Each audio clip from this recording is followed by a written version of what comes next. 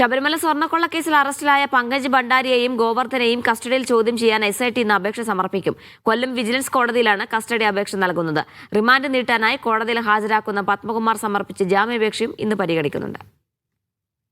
സ്വർണ്ണക്കൊള്ളക്കേസിൽ ദിവസങ്ങൾക്ക് മുൻപ് അറസ്റ്റിലായ സ്മാർട്ട് ക്രിയേഷൻ CEO പങ്കജ് ഭണ്ഡാരിയെയും സ്വർണ്ണ വ്യാപാരി ഗോവർദ്ധനെയും കൂടുതൽ ചോദ്യം ചെയ്യാനാണ് പ്രത്യേക അന്വേഷണ സംഘത്തിന്റെ നീക്കം. ഇരുവരെയും കസ്റ്റഡിയിൽ ആവശ്യപ്പെട്ട് വിജിലൻസ് കോടതിയിൽ സമർപ്പിക്കുന്ന അപേക്ഷ കോടതി അടുത്ത ദിവസം പരിഗണിക്കും. വിശദമായ ചോദ്യം ചെയ്യലാണ് സ്വർണം വേർതിരിച്ചത് സംബന്ധിച്ച നിർണായക വിവരങ്ങൾ പ്രതികളിൽ നിന്നും SITക്ക് ലഭിച്ചത്.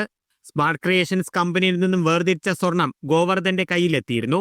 ഉണ്ണികൃഷ്ണൻ പോറ്റിക്ക് മാത്രമല്ലാതെ മറ്റു പ്രതികൾക്ക് ഇവരുമായി നേരിട്ട് ബന്ധമുണ്ടോ എന്നതും SIT പരിശോധിക്കുന്നുണ്ട്.